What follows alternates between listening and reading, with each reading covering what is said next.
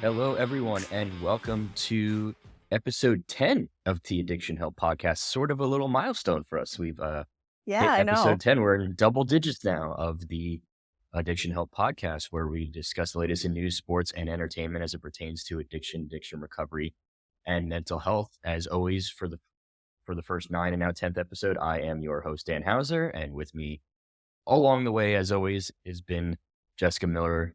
Jessica Miller, the editorial director of addictionhelp.com. Jess, Howdy. it's a Friday because that's when we record now. So Yep. happy Happy Friday and end of the recording week. day. And we have made it to the end of the week. I know. For everyone who has been listening, thank you so much. Continue to share our podcast with everyone, like, subscribe, rate, review, all those fun things.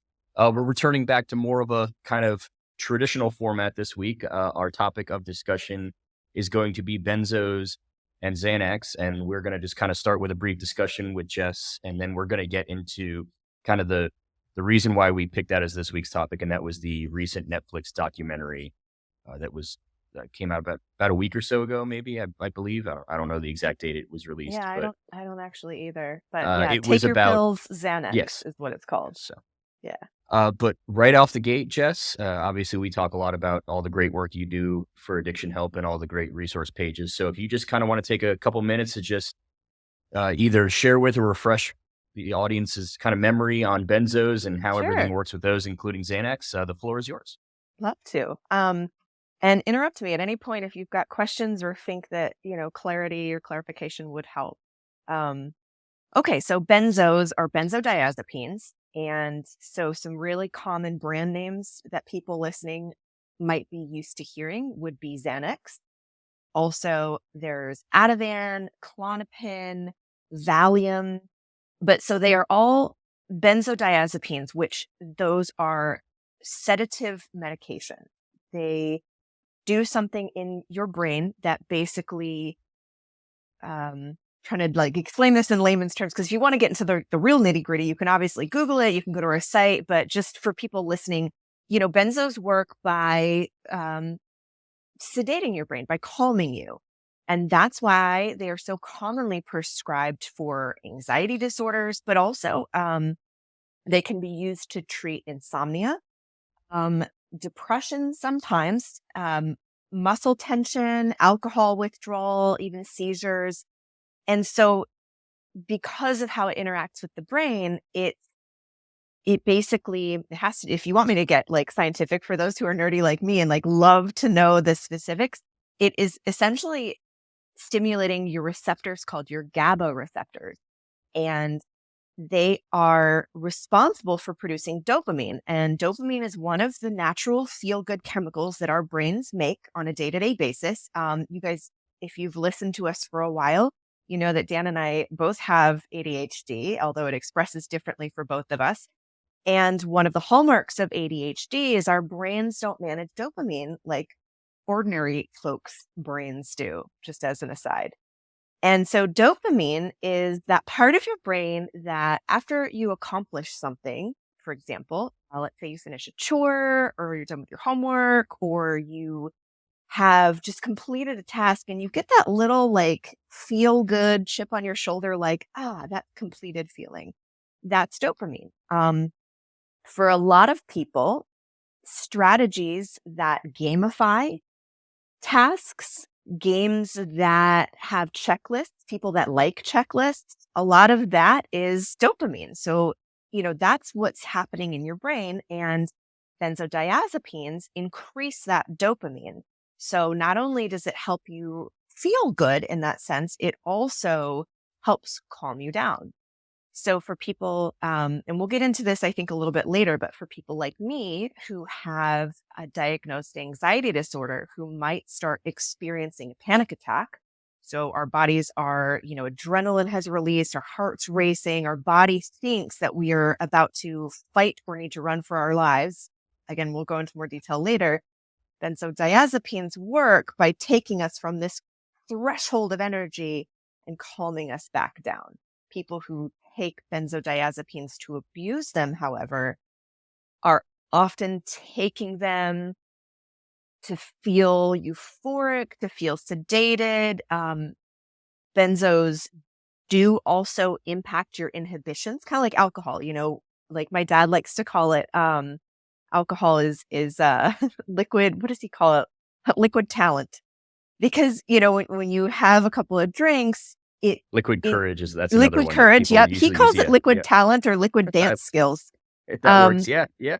and and so the reason that is that case, alcohol works in a very similar way in your brain, that it lowers your inhibition. So you feel a little more loosey goosey, a little less self conscious. So people who abuse benzos, for example, might be abusing it for those purposes. Actually, I pulled this quote while kind of pulling some sources for you guys because we like to drop sources in, not the credits, in the description and whatnot. The DEA pointed out a couple of different key points about benzodiazepine abuse, because it is worth mentioning that while there are a lot of people with prescriptions, there are still people that are abusing it. That's why we're here. Um, Abuse is frequently associated with adults and or adolescents and young adults. So benzos are common in the party scene.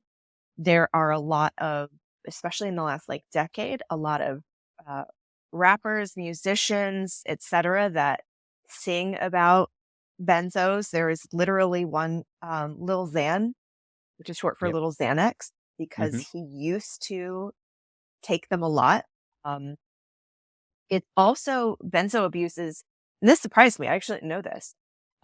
It's particularly high amongst cocaine and heroin, or yeah, cocaine and heroin users, which you want to talk about two very opposite Yeah, drug effects, right? yeah, that's not one that I'd expect. I guess the only thing I could think of is, I guess, it when you're on that upper, you would take the Xanax to kind of bring you down a little bit, but I don't know, but that still doesn't make a ton of sense to me, because the whole point of taking the cocaine is you want to be, up. So, Right. but that's pretty interesting. And that one I didn't know about I myself as didn't well. expect that because I did read, that a lot of opioid users, so your heroin, your fentanyl, your illicit oxys, that kind of stuff. They give you sort of a euphoric feeling. Again, it's that dopamine, it's that feel good, lowered inhibitions. And so a lot of people will also abuse benzos when they're abusing opiates to kind of enhance that euphoric feeling. Um, which, kind of brings me to my next point. The problem is with a lot of these, so polydrug use, when you're using more than one chemical, more than one drug, when it comes to benzos, I mean, it's always dangerous because of how these things interact. But so think of benzos. We just talked about how they are calming, they relax you, they lower your heart rate, they lower your breathing rate. So do opioids. So does alcohol. And there are a lot of people who have actually had overdose issues, have died from even just taking their prescription Xanax and having a couple of glasses of wine, because both of those chemicals in your brain reduce that activity to where they're respiratory depressant, central nervous system depressant. Basically, they slow down your breathing and your heart rate. And so a lot of people who even unknowingly, even aren't trying to abuse these things or get high or whatever, have had some serious issues or even died because of that combination. That was a big part of that Netflix documentary, and so I feel like this is a good time to kind of start Yeah, getting let's into talk that. about But it. Now that um, we, as an audience, we're all yeah, kind of on the same page about benzos. You and I went in already knowing a lot because of, what we do and our own personal history with taking, in my case, Xanax as well too. But yeah, exactly. true. But yeah, no, it was very interesting to me, and we'll quickly, for those who haven't seen the documentary yet. Obviously, we always like to say spoiler alerts coming. So if you don't Right. want to be spoiled, skip ahead. We'll try to keep it relatively vague as far as just information without giving too much of it away. But basically, the documentary it's basically, it was a history of benzos. They focused mostly on Xanax, but they did talk about benzos as a whole. They gave examples of different benzos that people often take. There were, I believe it was 5 or 6 different kind of main characters that were sharing Hmm. their Xanax related stories. Yeah, I felt they did a really good job at representing a lot of people in that scope because they had people like you just mentioned that were prescribed it or took it, and then they also had a lot of professionals talking about it, medical professionals talking who about do the benzos. prescribing. So you had those that Yes, were being prescribed it, and or then the you also had researcher. those Yeah. who were doing the prescribing. So you got both sides of the equation, so to say. Um, one of the, I guess you could say, more interesting things that I found about it. So the documentary is it's one episode. It's not two parts, but it almost felt like it was split into two parts. The first half Yes. was kind of more of a history lesson for everyone on benzos and what they were, Right. uh, How they work the, and the why fact that and they were essentially invented as a safer thing to take than barbiturates, which prior to benzos being created, was the kind of drug of choice to treat anxiety, depression, stress, and whatnot. And those obviously had a lot more dangerous consequences involved in them. So benzos were kind of created as a safer drug. But then the second half of it, you really get into the unintended or negative side effects and consequences that come with being prescribed. In this case, it was specifically Xanax, and some of the stories that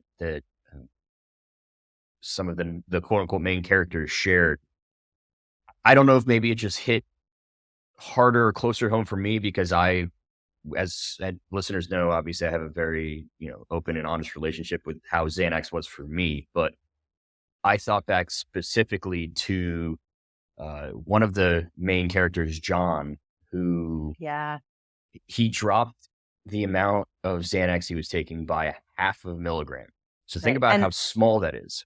real quick, he also was prescribed it Yes, long term for we're yes, talking yes, decades. And, yes, as an absolutely, yeah. aside, typically for most people and in most cases, benzo prescriptions should only be for about 2 to 4 weeks. They're only intended if you're using it every day to last for that long for reasons such as this. So back to you. So he went down from, I believe it was 3 milligrams to 2.5 milligrams. I mean, Mhm. it's a half a milligram. It's not like he went from 3 to 0 or 3 to 1, or it was a half. I mean, that's basically about as small of a decrease that you can do as far as like being able to still have a prescription. I mean, and Right. And how to so cut the pills and yeah. yeah, absolutely. I mean, there's still science involved in this, so Right. exactly. And what happened to him? Yeah. My mind was blown. That's 30 actually, plus, 30 plus different doctors he went to. He literally was told to go to the Mayo Clinic, which yeah, they finally for referred him those to of the you Mayo who may Clinic. not be familiar with that, that is basically the place where they send people when there are no other options. And it's not necessarily meaning that they can't still get help, but it's basically if you either have such a specialized issue that that only two doctors in the world may be able to treat you, and that so you got to go to the Mayo Clinic, or it's just I've seen every doctor and specialist under the sun and nobody can figure out what's wrong with me. And that's basically what happened to him. Yep. And all that was quote unquote wrong with him is that he went from 3 milligrams to 2.5 milligrams of Yep. Xanax. And Yeah. it basically caused his body to essentially shut down on him. Yep. His brain. So do you think it's a good time to just give a quick explanation? Like, cause they kind of talk about it, but, also Absolutely. quick shout out to my mom because she is the one that told me about this documentary and she does listen to every podcast. So hi mom. Um, Thanks, and this Jess's was, mom. yeah, right. Mama Tiska is what we'll call her. My maiden name Tiska. Um, so basically what happens when you take benzodiazepines on a regular basis is they are so addicting because they work so fast and so well, so you have that dopamine element, which is what causes addiction for a lot of substances, activities, behavior, all kinds of stuff. We've talked about it a lot on the podcast. Um, it lowers your inhibitions, but also like one of the doctors mentioned on there, your brain starts to rewire itself. So think of it this way. And so we have a doctor actually who explained this to me in some notes. He works, Dr. Kenneth Hoffman, he works for or with Addiction Help as sort of our like medical, reviewer. Really wonderful guy and really, he's like an addiction counselor. Anyway, his explanation that I'm going to try to repeat here is basically, so you have your brain is chemicals and electricity, right? So think of it like pressure, maybe. Let's use a garden hose, for example. And so you've got like water flowing through this garden hose. So your brain is doing all of this activity, right? Well, let's say your garden hose, like my garden hose, is a little overactive. Maybe you're experiencing a panic attack. Maybe you are having a lot of anxiety. So imagine now that garden hose is like very, very taut, almost not exploding or ripping, but there's like too much water gushing through it. And so what benzodiazepines do, alcohol does this as well in your brain, is it basically calms everything down. It's almost like putting not a filter, but like a dampener on that water hose. So now you've regulated that flow again. And so in your brain, and it's, for me, I'm very visual. So for those of you watching, I'm going to do some stuff with my hand. So your brain activity is normally like up here, right? We'll say at a 7. The benzos help take it back down to, we'll say, a 4. And so over time, as your body chemistry becomes used to those outside chemicals, it you still need to function, right? If you're sedated, you can't be a zombie all day. And so your brain learns to counteract that for most people. And so it will increase its activity, its electricity, its connecting stuff to kind of not fight back against the benzos, but to kind of counterbalance it. So there's just like an ebb and a flow, a push and pull to it. And so if you're taking benzos all the time, especially if you're increasing your dosage, that's pushing that energy down while your brain is still, trying to function normally. So it's making, it's balancing back out, right? What happens when you suddenly take away that damper off the hose, or when you suddenly remove those benzos? Your brain activity, boom, skyrockets. And that's why alcohol and benzodiazepine withdrawals are so dangerous, because now you have this completely imbalanced brain activity. Your brain is essentially like hyperactive, haywire. So you can have seizures, which is what was happening to that guy, John. And for a lot of people, you can taper the way his doctors were trying to taper him safely. And it's enough of a change that, okay, we've removed some of the cap, so your body adjusts. But for whatever reason, for him, the long-term use of the benzodiazepines had created such a brain imbalance that his brain had become used to managing for decades, that even taking 0.5 milligrams away, he was experiencing all kinds of withdrawals. I think he said it felt like his skin was on fire. He had brain fog, fatigue, headaches, pressure, like just nightmarish stuff, to the point that they couldn't figure out like what was wrong with him. To the point where he basically had a chemistry set in his bathroom, and he was essentially Yes. having to like microdose himself and liquefy the Xanax. I mean, that actually was pretty cool to watch him do that. And he made the joke. He's like, "Good thing that I took chemistry in college," Right. or whatever he had said. But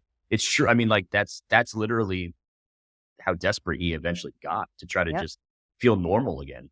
Right. Because that's the only solution. Like, he was even driven to, as somebody who's experienced some opioid withdrawal symptoms in my life, like it was very minimal, and that was hell. And so, I can only imagine for him, like, I don't want to spoil anything, but he just describes just that sense of like, I've just got to escape this. So certainly that was a very interesting perspective of somebody that, was placed on benzos and how that impacted them in such a terrible way. But then there are also people that, like, I forget her name, but there was the blonde woman who does take it daily, which is very unusual nowadays. And now That- she's studying to be a civil engineer. Yep. I really liked her. She was very sweet. And then there was Phoebe. Oh my gosh, I loved her with the pink dress and the blue. Hmm. Um, and so, it wasn't just a documentary about like benzos are bad and dangerous. It was kind of covering all avenues because they can be very helpful for people still. Hmm. Yeah, see, for me, I don't know why, but for me, Scott was my favorite character. He seemed to resonate with me, maybe because of his writing background, and I have a writing background, and I don't know, a lot of the stuff he said, I was like, I kind of felt in myself. Which was Scott? Was he the gentleman that had gone on like he was like on Colbert and stuff? Yeah, the Yeah, I author, really he'd written a liked couple him too. I books, liked them and all yeah. Well, no, they because were then all he great, and they all he had also incredibly unique stories. But I don't know, for some reason, Scott, just right out of the gate, I kind of just felt like I'm like Scott. Scott's my guy. You're my guy, Scott. Phoebe was mine. I was like, oh, Yeah. Phoebe, yes. But I did like Scott, and he did also mention at one point that he does take Lexapro, and I was like, yeah, Lexapro buddies. So I think the other kind of, I don't want to say startling, but the other thing that really kind of was like, wow, on the back end of that documentary was we spend a lot of time as a society focusing on opioids and the opioid epidemic and trying to get that under control. But what this documentary did a great job of kind of reminding me and informing, I'm sure a lot of people as well too, is that there's just as much of a epidemic, if you want to use that same word, when it comes to, when it comes to benzos and Xanax, because much in the same way for such a long period of time, they were just kind of being handed out. Opioids were just kind of being handed out to everyone. You go into a doctor and something hurts. Okay, here's an opioid. That was also happening on the mental side of things with benzos and specifically Xanax for a very long time. It's, oh, I'm having trouble sleeping, or, oh, I feel stressed at work, or, oh, I'm anxious all the time. Cool. Here's a Xanax prescription for you. Here's one for you. Here's one for you. And so Yep. it has led to a lot of the same issues that we're seeing now on the back end of things with opioids, as far as illicit benzo pills, specifically illicit Xanax pills being manufactured and being cut with fentanyl, and people ODing on those in a very similar way to them being ODing on opioids. The Yeah. combination just in general of opioids and benzos, which is a very, very dangerous and potentially lethal combination. So I think that was a really good point that they brought up as well, because it was something that I had kind of not really thought about very much, because like I said, everything is always about opioids these days, but it's important that benzos are just as kind of dangerous, as far as from an illicit standpoint, and just from a uh, for so long, so many people were just getting them prescribed to them, and so now we're having to kind of manage that much in the Mhm. same way as opioids. Right. Like, you know, that's a great point. And I did think about that kind of while watching too, like one of the doctors mentioned, as with the opioid epidemic that we're currently facing, it is really a result of overprescribing and the availability. And like she mentioned, you know, a lot of us, because it's so widely used and readily available, a lot of us are going to try it, and especially for people who are struggling, suffering, dealing with mental health, insomnia. I mean, that sucks. And, if you hear that, oh, there's just this little pill and that'll make it go away, and that's so normalized, that of course people are going to try it, of course, and don't always know the potential for getting addicted. Because I think, one of the biggest things that I have maybe not learned, but become more aware of as I've gotten more into this work is, just how many people there are that become addicted to their prescription medication. And there's so much shame around that. There's so much stigma around that. And there are so many people dealing with these issues. So when we talk about addicts and addiction, I mean, I don't care who you are and how down and out you are and why you use what you use. I still am not going to judge you as a human. So I just want to throw that out there. But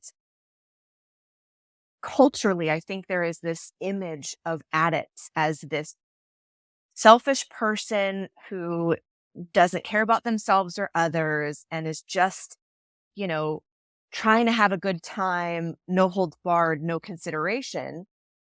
and doesn't consider all of these people who, like that guy John, who are following directions and then become hooked on something because they either don't know that that's possible, don't realize how that can happen.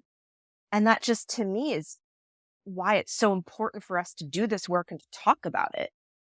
And that's the thing with this documentary that I think made it so powerful, is that every single one of those main characters all were legitimately and legally medically prescribed Yep. their benzo that they were taking, whether Yep. it was for panic attacks, anxiety, sleep, regardless. So it's not like it was a documentary of, oh, here's a bunch of, dr- people buying it off the street and doing things that Right. they're not supposed to be doing with Partying it. and Yeah, yeah. Or, right. taking it for illicit purposes. Like, these were all people who had doctor's prescriptions, legitimate reasons.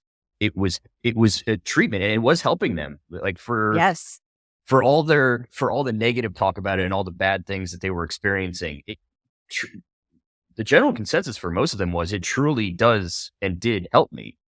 And so you have something that is a literal treatment for people, and they're telling you, yeah, on the one hand it is helping me, but on the other hand, it also is doing things to my body that I don't like.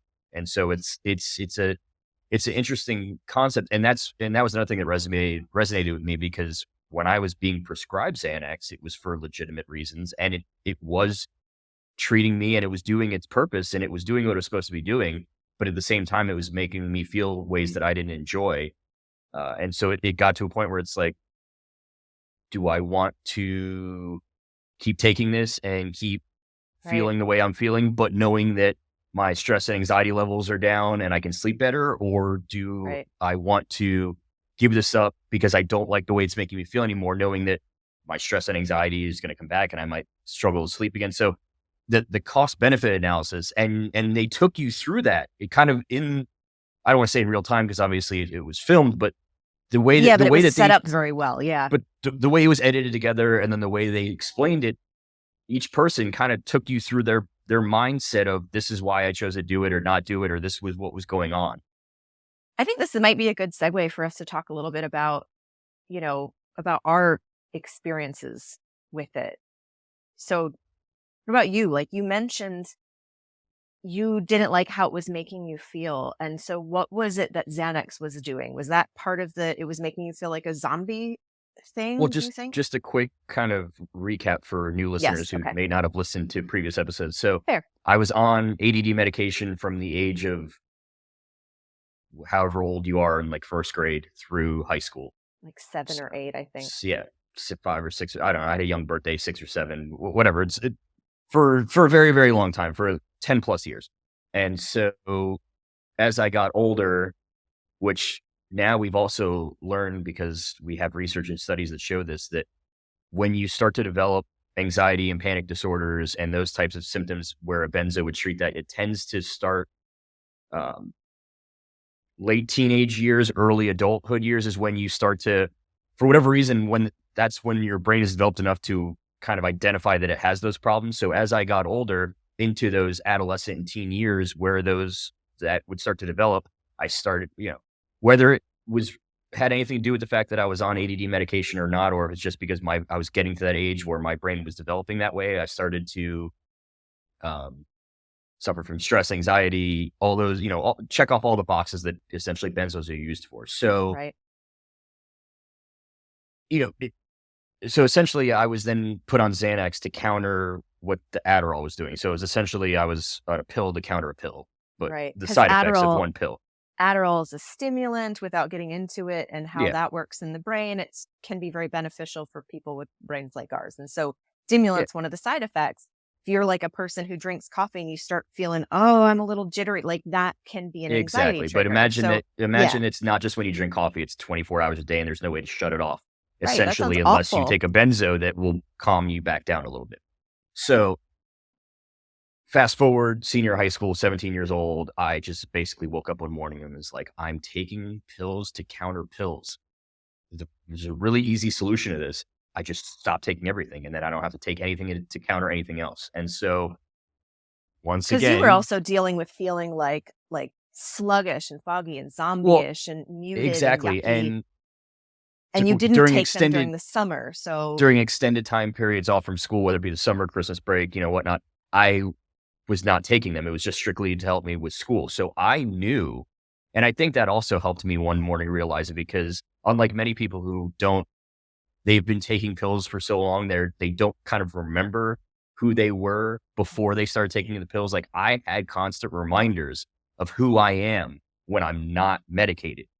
And I liked myself. Right. You were your own control group, essentially. I liked who I was better when I wasn't medicated. I also fully understood that medication was very important for me to be successful in school and to be successful kind of navigating my teenage years of life. So like, I don't want to negate it and just say, oh, well, I hated it. And blah, I knew what I was doing. And so we talked about cost benefit analysis. One morning, that cost benefit analysis basically weighed to stop taking everything. And so another interesting thing about this documentary, we've talked a lot about how I feel like I'm being constantly reminded about how lucky I am, because I just basically stopped taking it and nothing happened to me. And you look at somebody like, was it John, who basically went down to 0.5 milligram, and it basically wreaked havoc all over his body and made it killed him. Like, yes, yeah.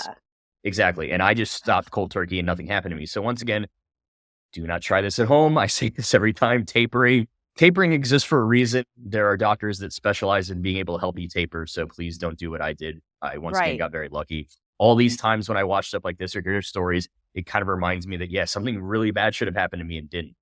One thing I will also mention that for me was incredibly powerful, and it helped me better understand why I think nothing bad happened to me, was towards the very end of the documentary. There were a couple of psychiatrists who had been, who were talking throughout it, but one in particular at the very end brought up something that I wrote down.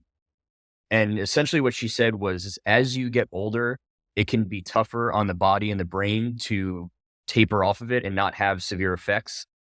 I was 17 when I did this, so I was young. So I think I also had, and I didn't know this, but when she said that, it kind of clicked in my brain. It's like, wait a minute, I was 17, so maybe the fact that I chose to do it at such a young age helped me essentially quit cold turkey and not suffer the way that a lot of these people have described their suffering as doing it as older adults. So that was something that also I really appreciated her telling me that, because for years it's been like, how did nothing happen to me? How did I just wake up one morning, do this, and just go about my life? And if I did experience any withdrawal symptoms, it wasn't anything that I can even remember. So it couldn't have been that bad.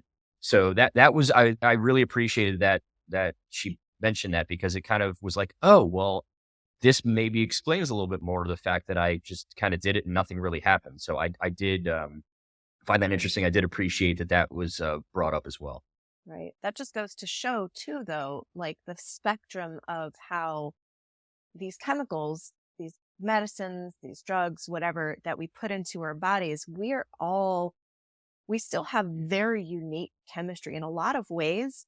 You may not know this, but in a lot of ways, we still don't entirely know how a lot of antidepressant medications actually work in the brain. And that's why there's so many different kinds. And, so what ended up being okay for you might have killed somebody else. And that's the thing too. And it works with addiction too. I mean, the fact that I was on these medications for 10 years, not just the fact that I didn't suffer any withdrawal symptoms, but obviously I didn't become dependent or addicted on them to a level where it was going to be bad to stop them. And so, but that's for me personally. The next person obviously could have a complete. So yeah, absolutely. It's the same reason why Xanax is one of many benzos, because maybe Xanax worked for me, and for the next person, Lexapro works better, and for the next person, Valium works better, and for somebody else, none of it works. So it's we talk about it with addiction treatment that no two addictions are alike, and that's why addiction treatment plans are all custom. It's not a one size fits all thing. Yeah. It's everyone gets an own unique. But there's a reason for that, because everyone reacts differently to not just drugs, but everything in life. Right. Everyone, just anything going on in your life, how you react to something is not the same as how someone else reacts to it. And that includes medications. In some ways, we are all very similar, and you'd be surprised about what we all have in common. But then at the at the other end of the spectrum, our internal chemistry, our DNA, all of those things that can factor into addiction and how drugs impact us really vary. So a great example of that is, in my family, the women in my mom's side have a documented medical sensitivity to drugs. And so that's why I think I've always had that's why I liked Phoebe so much, because we're very similar in that way. I've always had a very healthy fear of what I'm putting into my body because, like my mom, um, she needs so little of a dosage of any medication because how profoundly it affects her and how quickly it works. And, you consider that and how different everyone is in that way.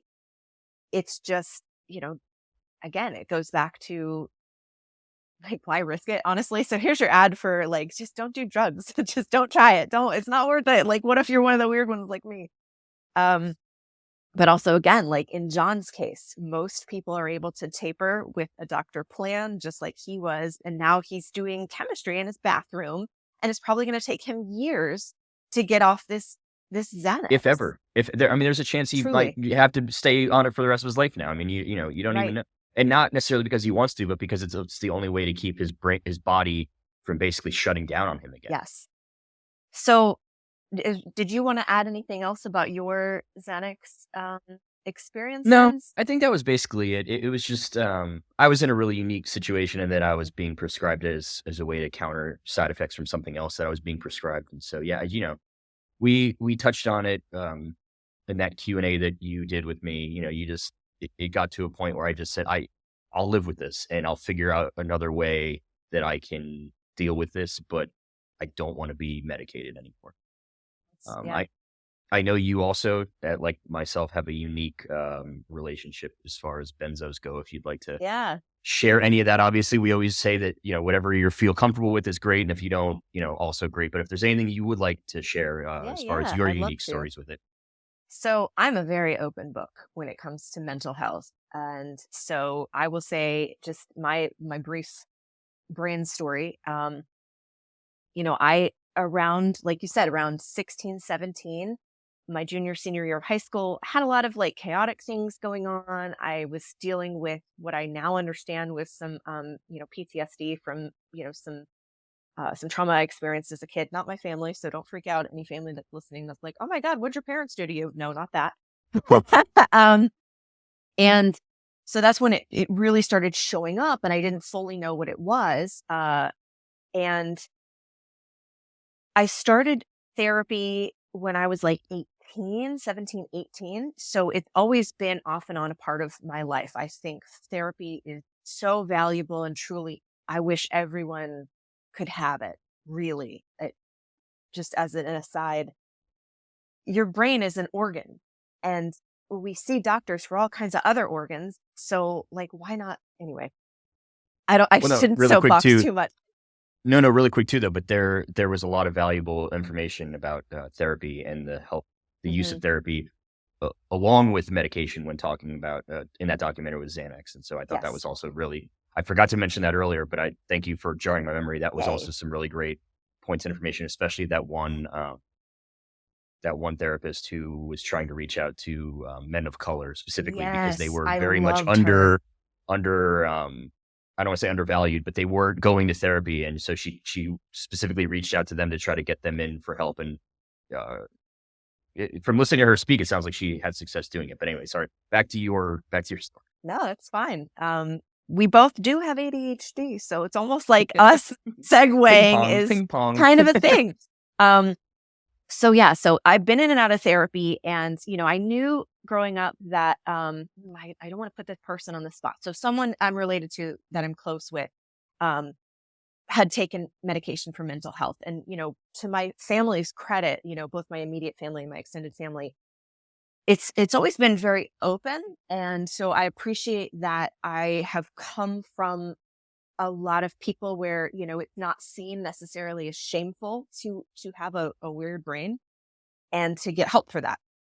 But I was very, very resistant, like I kind of mentioned before. I was very resistant to trying medication. I'd heard horror stories, people, it makes me feel like a zombie. I also know, because of our different brain chemistries, that sometimes you have to try a couple different ones to see what works for you. For example, benzos, we've been talking about the different ones. Those aren't just different brand names. They are different in and of themselves in how they work. They're very, very similar, and they do the same thing. They're all under the same umbrella. But like Xanax, for example, works faster and wears off faster. Whereas like Valium, I think, is more of a slow and even keel. They'll do the same thing, but slightly different. So again, it's, trying to find the cocktail that works for you. And in the meantime, you might have side effects. And, if the side effect is, well, at least I don't want to kill myself, like what is the cost benefit analysis? So I was very hesitant. Cut to, it was 2013. And, I'd seen a couple different therapists during times of crisis and, worked through different things, had never received a formal diagnosis of anything, and eventually saw this one therapist whom I still just absolutely love and admire. And she brought up to me, and it was just the way she phrased it that really stuck with me. She said, what you had described to me in a lot of these situations where you have been in crisis, right? Where you suddenly have this anxiety attack, 'cause that's what was starting to happen to me as I was having panic attacks for the first time. And these giant out of nowhere mood dips. You could be having a great day. And what was the clue to me, truly, that made me realize like something is not right and I need to actually help was, I still remember this vividly. I went into the kitchen. I was hungry. I was already feeling like that day. And there were no clean forks. The dishwasher hadn't been run. And I came unglued, sobbing. And I remember thinking to myself, and I'm not a big crier. I wish I was, but I'm not. And I remember thinking to myself, like, oh my God, even Adam, who, bless him, we were just moved in together at that point. We were very new in our relationship. And he came in, he's like, what's wrong? And I'm like, no, clean forks, just losing it. Because my brain was all over the place. So it was this therapist that said, everything you're describing to me really indicates that your brain isn't managing its natural chemicals the way it is supposed to. And there are different reasons for taking brain meds, right? Like, complex grief, stress, situational stuff. So for a lot of people, it is stuff to help them kind of deal with something and then maybe they don't need it later. Sometimes it's because, like, if you have diabetes, your pancreas isn't operating properly. That's not just going to get better. And so for my brain, it turns out it doesn't manage chemicals the way it's supposed to.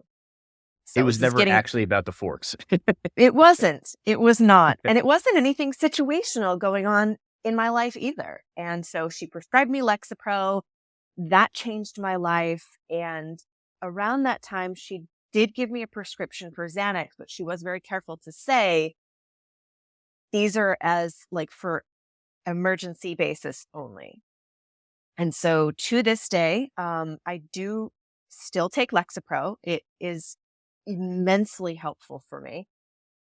And my doctor who prescribes my Xanax now, I just get it from my general practitioner. She actually makes fun of me because, not really like makes fun of me, but because she'll write me a script for 30 days. I still will break them in half and I'll have that bottle for like 3 years.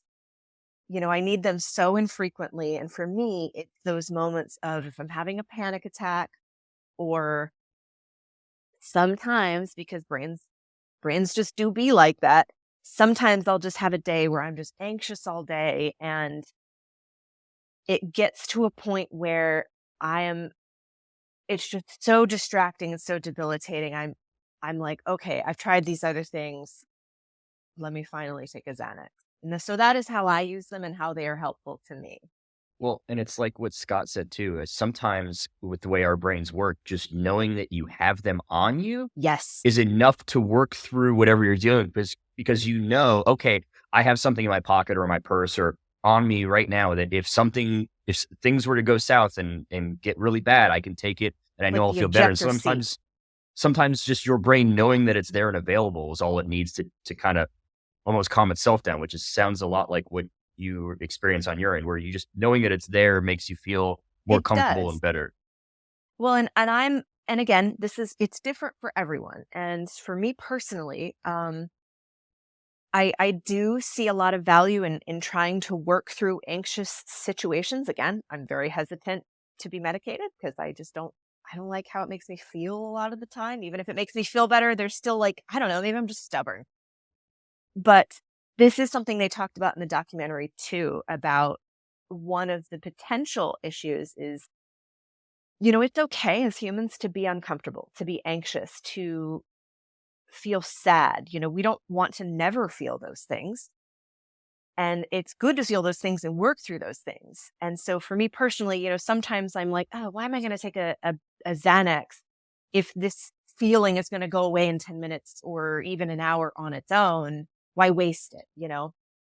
And again, I don't want to shame anybody who's listening that takes it differently. Like, I Everyone's think different. exactly. I think there's There's a no very judgments fine here. line. Right. We say it all the time. There's no judgments here. Whatever works best for you, so you can feel happy and healthy and live your best life, is all And that live really a good matters. life. So I Right. think, yeah, And they even mention it in the documentary. There is a very fine line between over medicating discomfort versus white knuckling it for the sake of not medicating, and finding that balance between, okay, what can I push through so I can learn to manage these feelings on my own versus when is it time to incorporate a medication? And like, that is the question, right? Like that's why therapy is so good during, for those of us who also it's need these medications. I guess you can say with all the money that we as Americans spend on therapy, it is the multi-million-dollar question. Yeah, right. But Billions. So anyway, it's that's billions, yeah. kind of So my journey, and I related, I think, the most to probably Phoebe, and her story and how she takes it as well. It's good to know that I've got it if I need it, and sometimes mhm. I do always have some in my purse so that, if I'm out and it's just my brain is just not cooperating, and techniques are not working, you know, Space Mom says take your meds, like we talked about Carrie Fisher. Absolutely. It's There you okay go. to need medicine. Absolutely. So the Netflix documentary one last time is called Take Your Pill Xanax. We both highly recommended it. It was a great episode. Thanks again to Jess's mom for even letting us know about it, because I did not know it was out there, and I thoroughly enjoyed watching it. Okay. But on that note, we are coming up against the clock, so to say. So that will do it for today's show. Jess, it's always a pleasure to see you. Thank you so much again for joining us, as you do every week at this point now. I don't even know why I'm thanking you anymore. It's just this is our weekly thing now. So, I'll take it. I'll take the thanks. but as always, if you guys like what you hear and listen, please share with friends, family, loved ones, like, subscribe, rate, review, all those fun things. Spread the word so we can keep doing Right. this every week for you guys. Because And if, interacting with our videos, sharing, commenting, that helps make them visible. Like, we're not out here doing this to get famous and make money. We're doing this because we care about this stuff and we want it to reach the people who really need this and need the encouragement, need the help, support, etc. absolutely. And for those of you out there listening, if you or a loved one is struggling with substance abuse, addiction, mental health struggles, anything, help is always available. There are people always out there that want to help you. So even if you think you're alone or nobody cares about you, somebody out there does. We And so do. it's important. Yeah, well, of That's course why we we're do. But here. there are also professionals out there that can help as well. Findtreatment.gov is a great place to find treatment options in your area. The Substance Abuse and Mental Health Services Administration also has a toll-free helpline, and you can reach them at 1-800-662-4357. Once again, that's 1-800-662-4357. And of course, addictionhelp.com. Read all of Jess's great work. She uses so many fun technical terms to explain everything. I'm never going to live down Sand Turner, am I?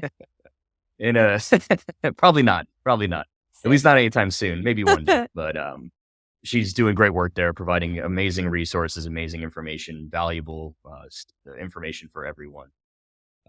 But that will do it for today's episode. We hope you guys enjoyed our conversation about benzos today, and have a great week.